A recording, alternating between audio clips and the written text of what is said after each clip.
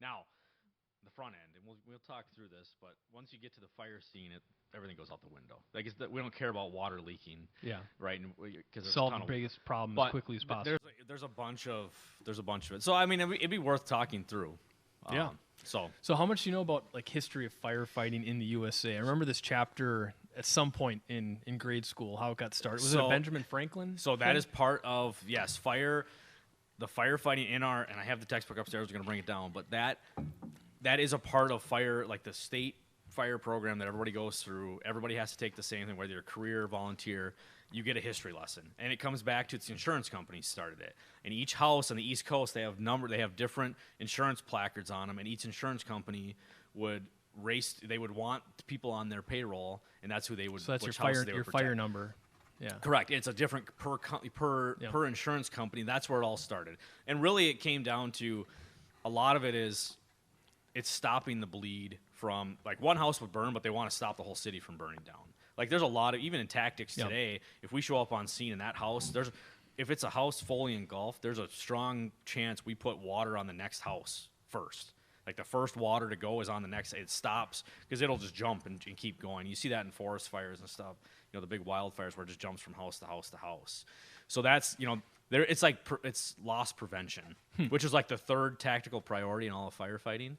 But that's like the history. I mean, obviously the history goes way back. So the insurance companies were outsourcing a portion of their cost structure to the government.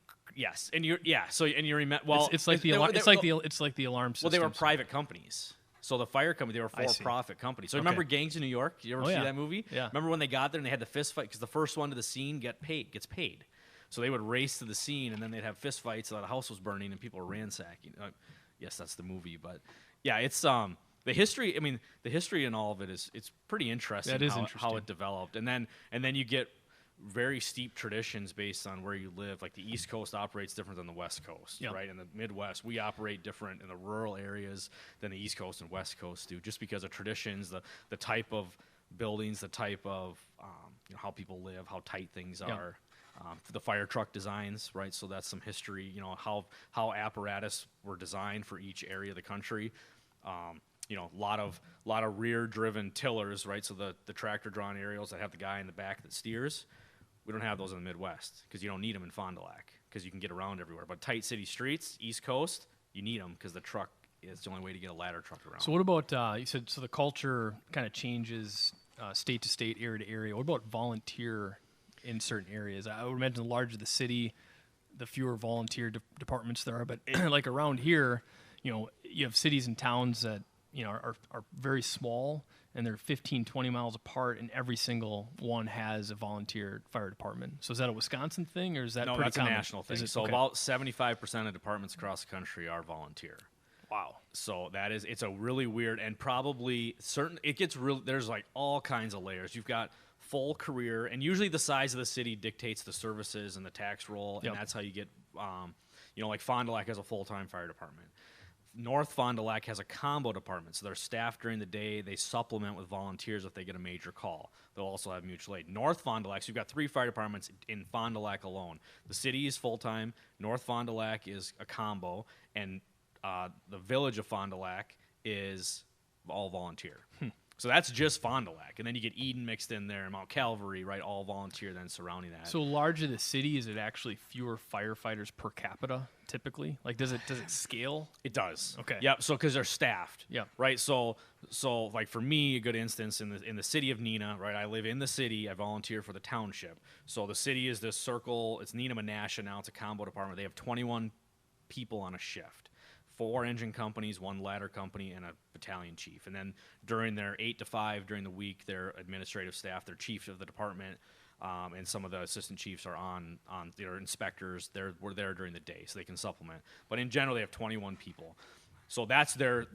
You need 19 minimum for a structure fire per NFPA. So NFPA says thou shalt have 19 people at a fire scene to safely operate on any structure fire. And typically you need more than that, but that's the minimum staffing. And there's minimum staffing per engine, so each engine has at least 3 a driver, an officer, firefighter, and then a ladder will typically have minimum 3, possibly 4, and each jurisdiction can change that. So we operate at a 30-person department. So we have about 30 30 to 35, depending on the people coming and going. But typically we get about half of those to respond to any fire. So we get a 15-person turnout. That's the volunteer world, right? You get about half your department. It's typically the same 15 people.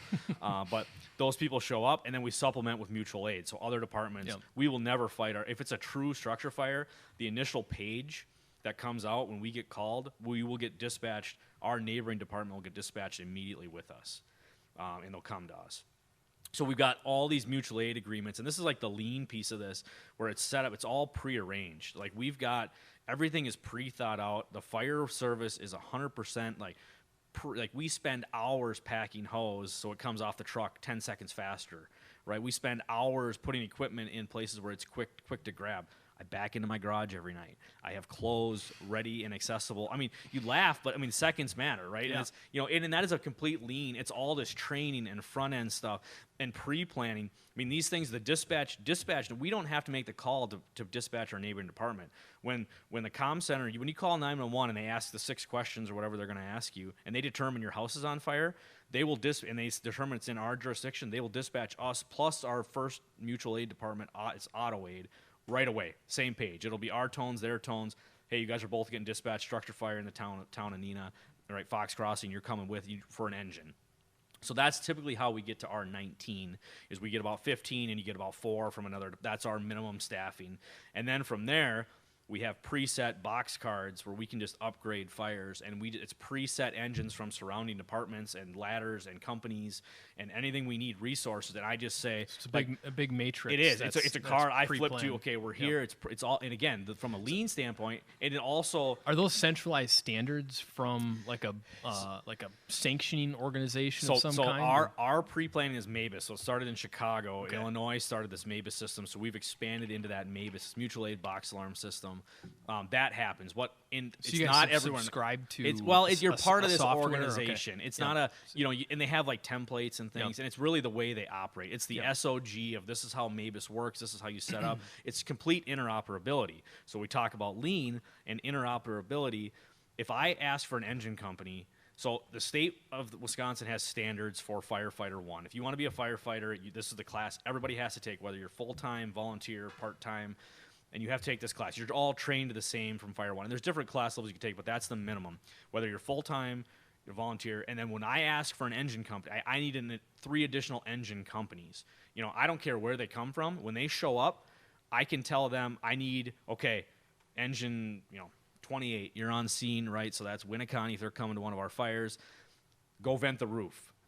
I know they're already trained. I know they have minimum staffing of at least 4 people on that engine, because that's what's required for them to respond. I know they're all Firefighter 1 certified. I know they're all trained how to do this. I say go vent the roof.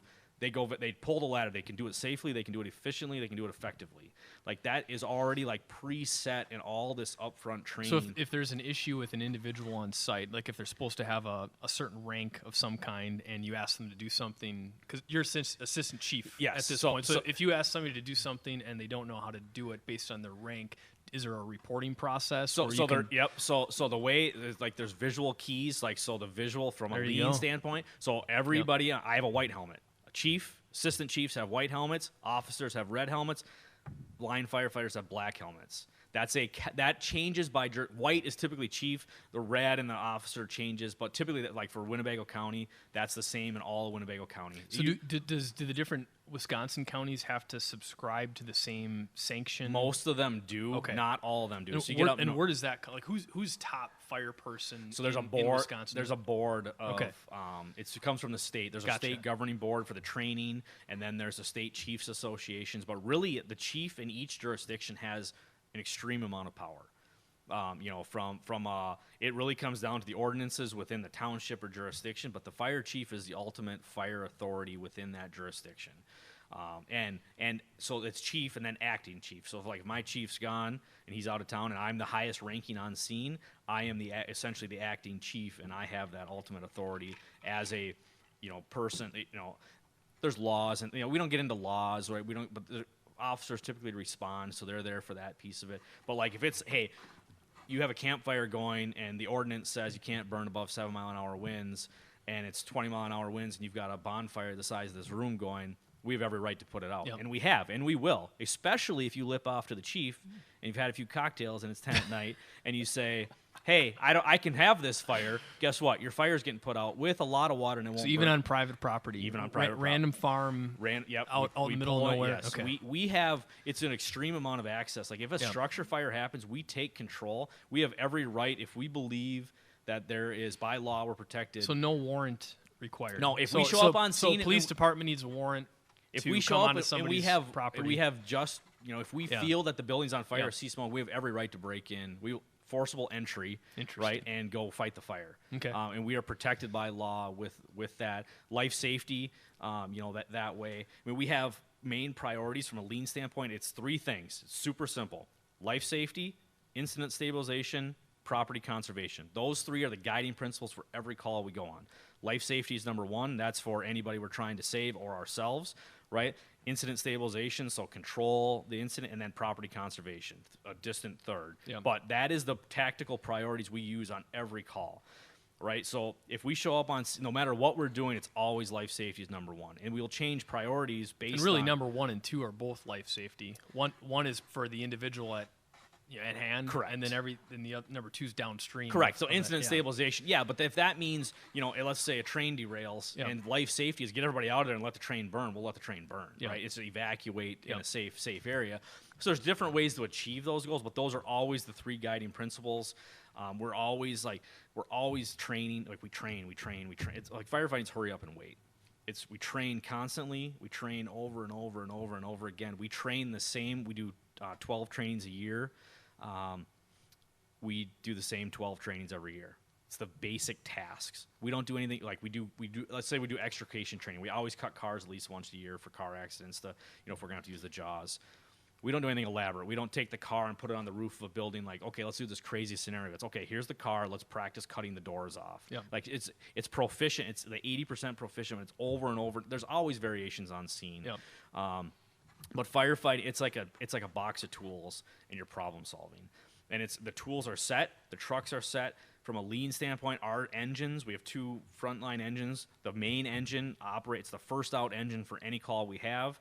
Not every department operates this way, but from a budget standpoint, we're not a huge department. It goes for a structure fire, a car accident, CO check. First out engine every time. That takes, from a lean standpoint, when the guys and girls show up to the station, they don't have to think about what truck to get on. This truck goes first. Then after that, it determines on what the incident is. The next 2, second and third and fourth truck will be different order, but the first one's always the same. So there's no thinking. Mm-hmm. At 2 in the morning, when you're dead asleep and the pager goes off, and you don't want to have to think. Hence why my truck's backed in. Hence why my clothes are on.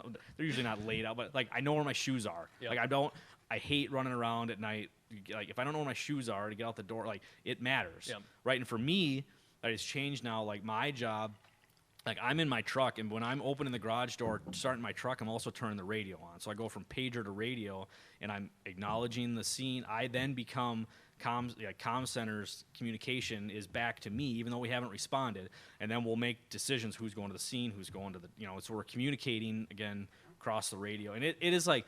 It's very controlled chaos, but again, most of the line firefighters, all the black helmets, go to the station, get your gear on, get in the truck, right? It's that simple, and then based on who's sitting where, there's assigned seats in the truck. If you're in 6-man engines, the driver drives, he's the pump operator, the guy or girl in the front passenger seat is the officer, whether or not they're an officer or not, to be a ranking firefighter, so there is like pseudo, if you're a senior firefighter, you can fill that position if nobody's there. Don't wait for an officer to get the truck rolling type thing. And then the back seat, if you're in this seat 1, 2, 3, 4, you may be the nozzle man, you may be the tool guy, like you have assigned, like it's all pre-planned.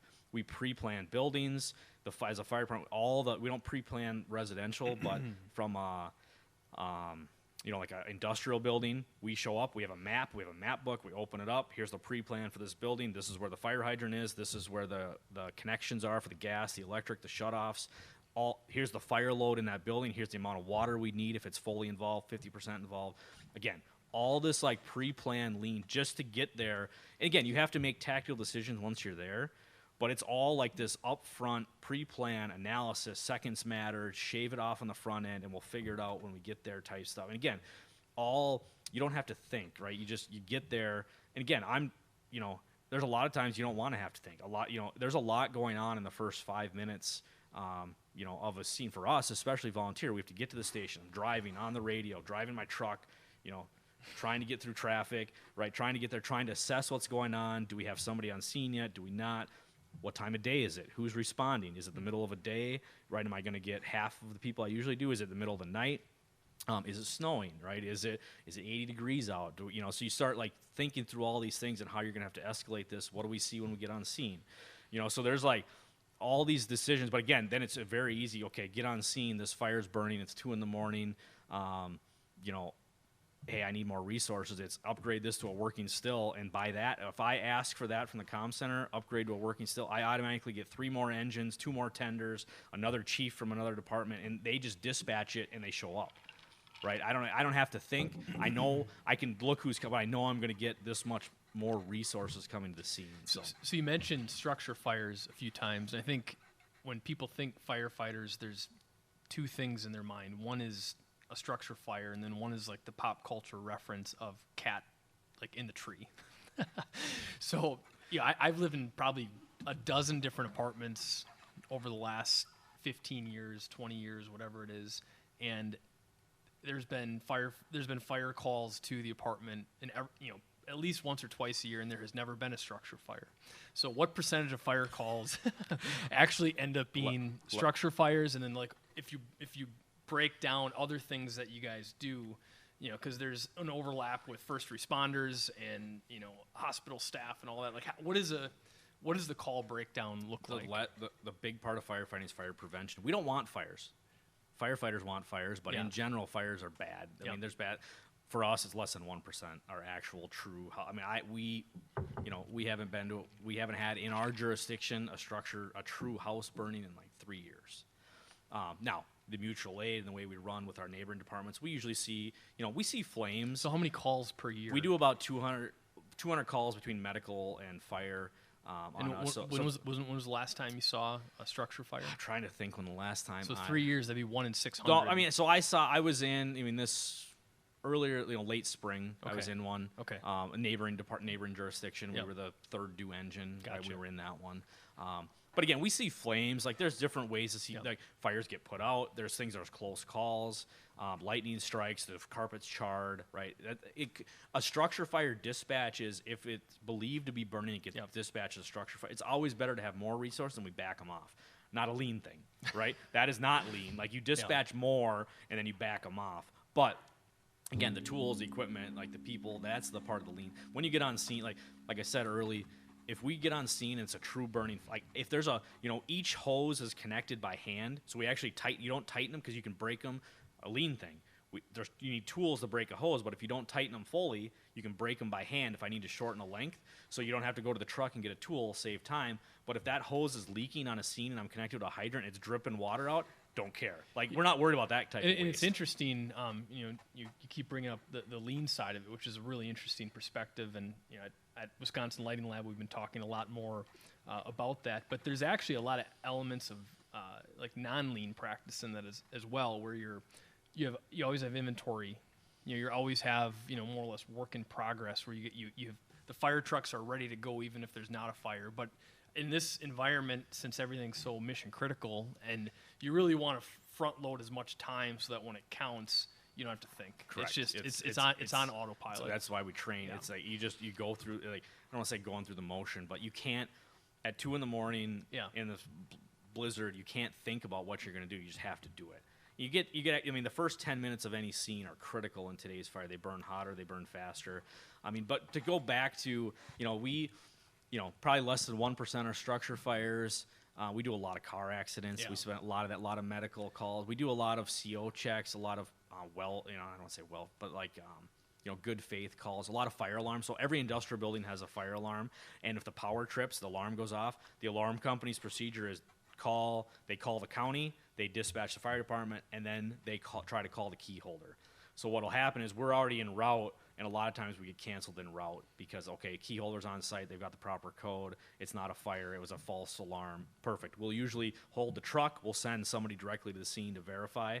get paperwork done. Do you charge the alarm companies? So there's no it is part of the tax roll, Okay. right? So I mean, we're a paid on call department. We're not a true volunteer. We get paid for our time. It's more or less per call. We get a payment. We get paid and that's what a lot of departments go to get staffing. I mean, it's not nobody does it for the money. Yeah. Because you never know. Like it could be 8 calls, it could be no calls type thing in a week. So, but that's how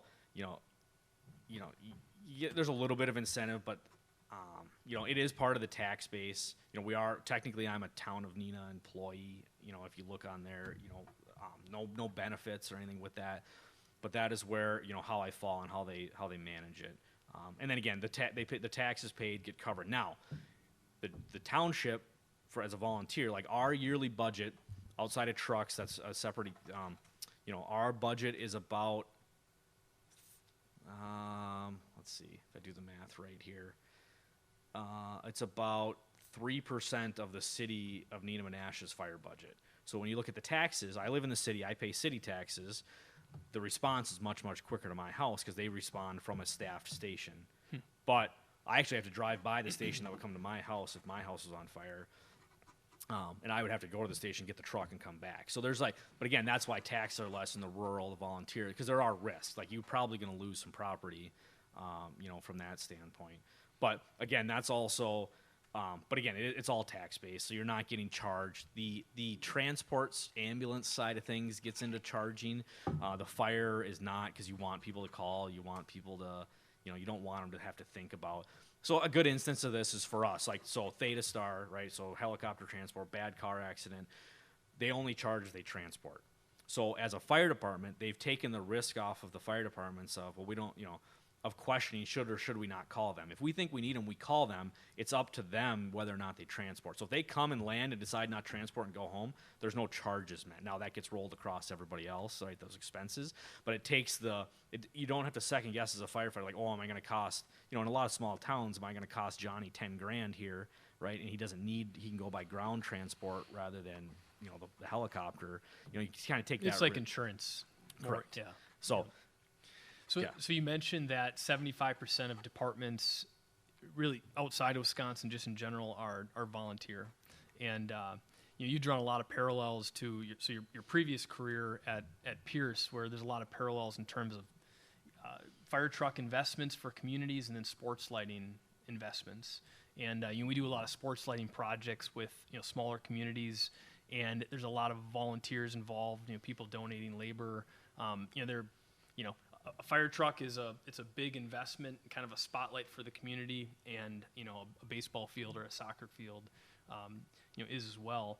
I mean, are there any other parallels that you draw from the Pierce world versus Wisconsin Lighting Lab in terms of how things how the community views these investments or cultural similarities?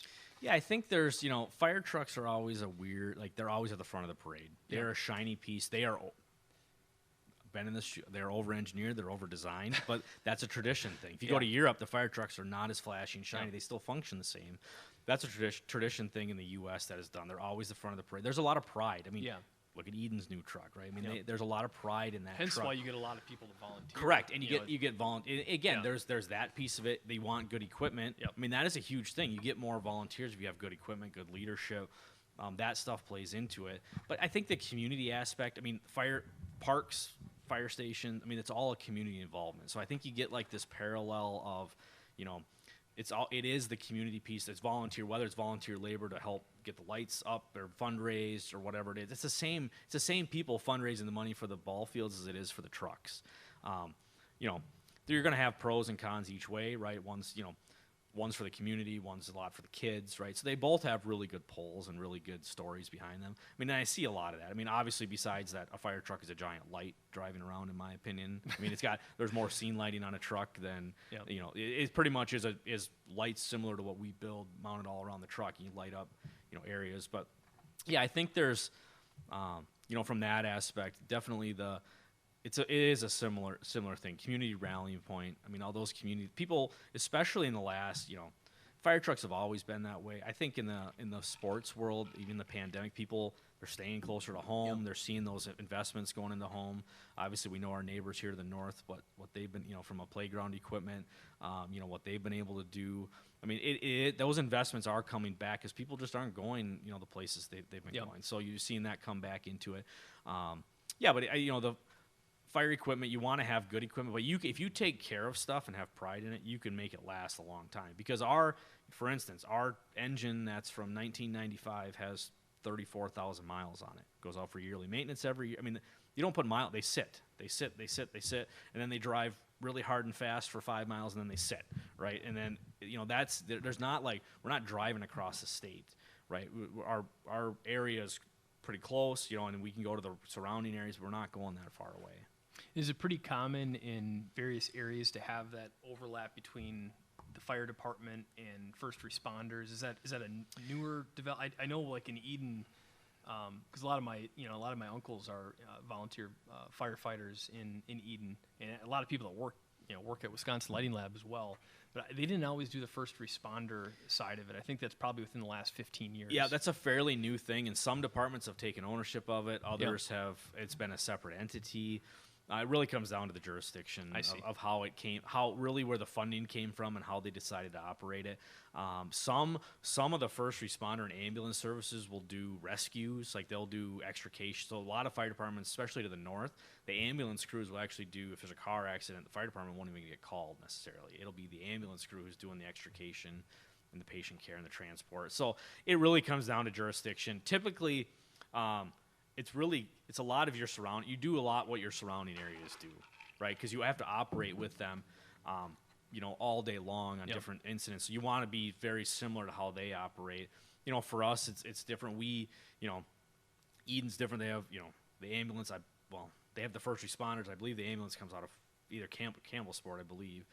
For us, like Gold Cross in the Valley, they cover it's like 15 fire jurisdictions that a private ambulance company covers all of it.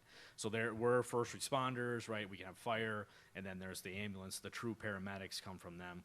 First responders it's a lot of eyes and ears. I don't want to downplay it, but there's not a lot. They can't administer medication, right? They can do Narcan for overdoses in instances, but they have AEDs and CPR. It's a lot of getting information faster and making decisions quicker on what needs to be done. Because if you wait for the ambulance, it takes the ambulance 15 minutes to get there, and then they decide they need to air transport. The helicopter could have been there if someone would have been on scene and made that decision type stuff.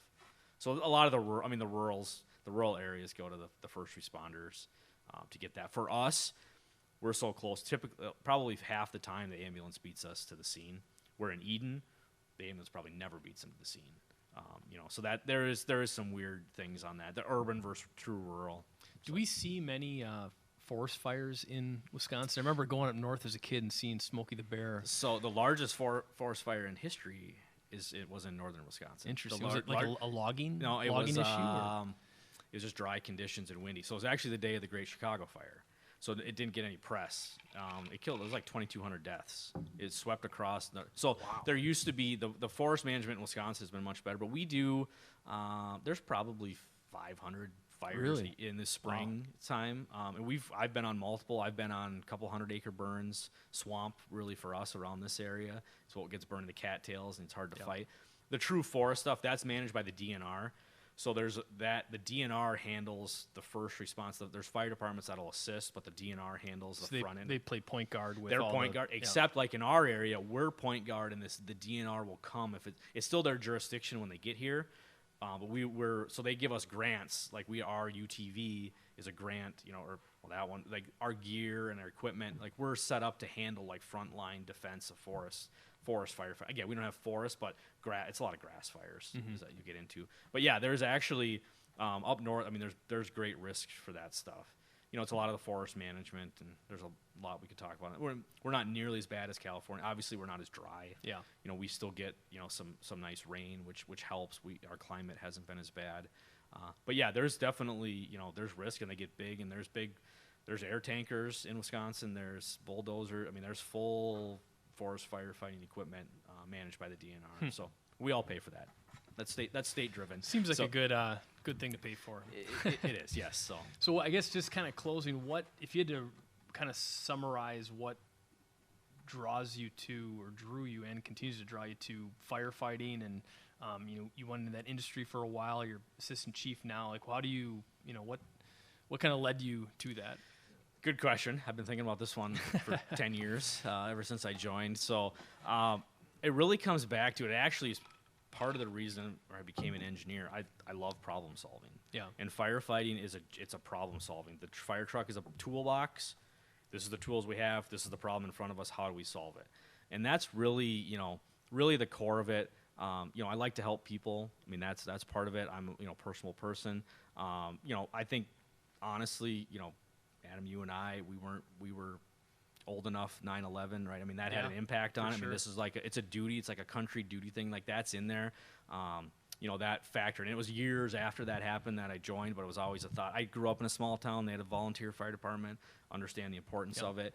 But ultimately it's the problem solving. I mean, that was like my brain is wired. Like, I like to solve problems.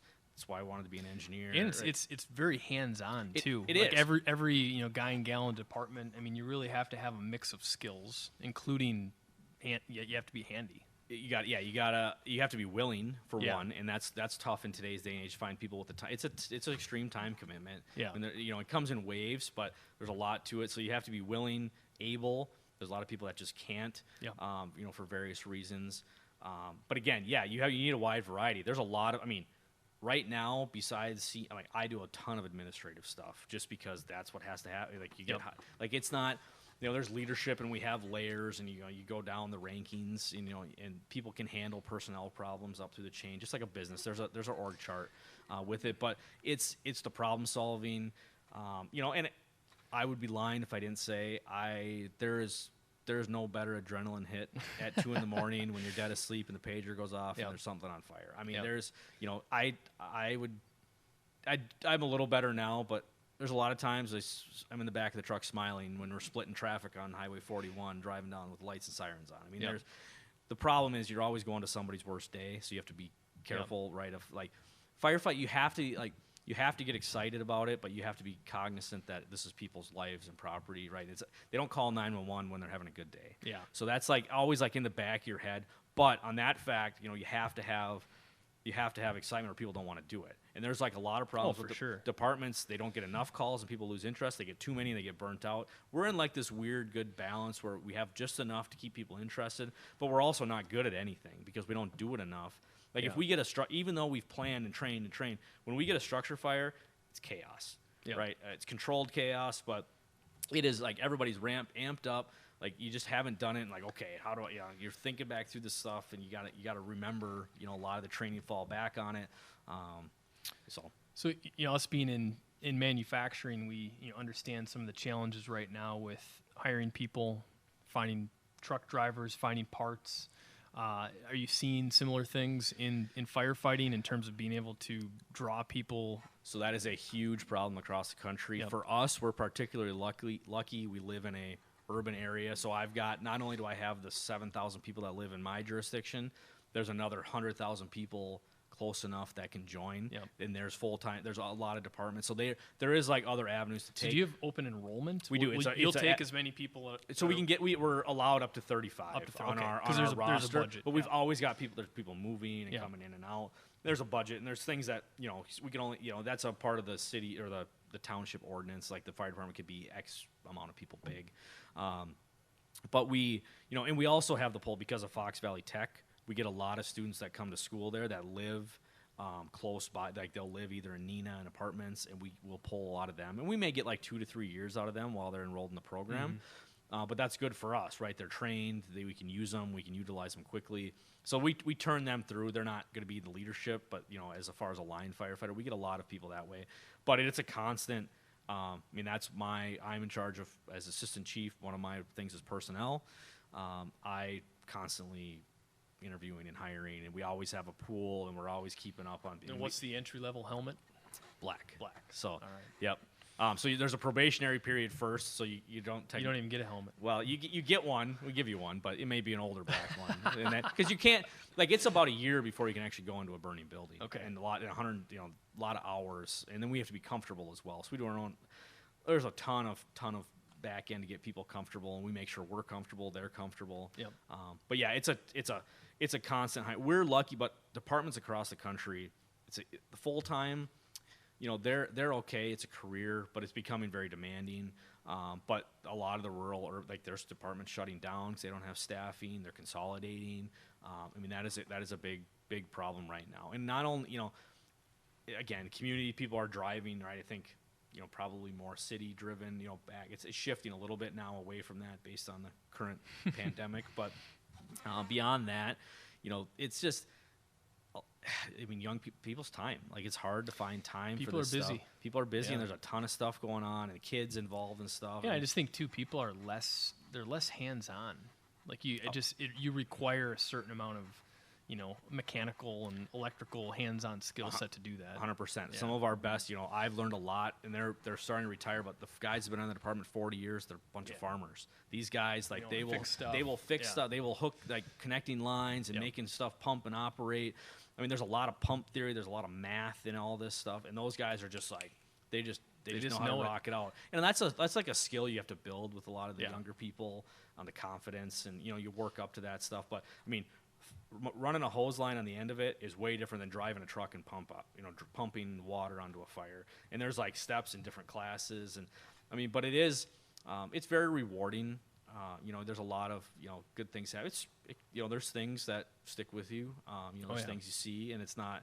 But again, someone has to do it. And somebody's got to run into the fire. Well, right. And there's like, everybody has their reasons for doing it. Yeah. And I think overall, it's a good give back to the community. But it is tough. It's a time commitment. There's a ton of stuff. There's a ton of administrative stuff, and it's that's all. They try to make it easier from the state level, but they also have an obligation that we need to have minimum requirements because they're liable, right, if someone gets injured or hurt. So there's a lot of stuff, and it is a risk, right? This is not a volunteering to coach youth baseball is different than volunteering to run into a burning building. It's a different breed of people. You can't just, it's a different, you got to be wired a little bit differently to do it, and you got to have a strong stomach, and you got to have you got to be able to forget stuff. And there's, again, a whole weird skill set of what makes a good firefighter. But we have a good group, and obviously this area, very fortunate. I think we have really good staffing in Wisconsin in general. Up north, they get into some problems and some of the seasonal stuff, but around here, good departments, good second, third generation type people in there. We've got a couple of those around here, but overall it's good. Cool, man. Well, thanks for doing it. Appreciate it. Thanks for coming on. Thank you.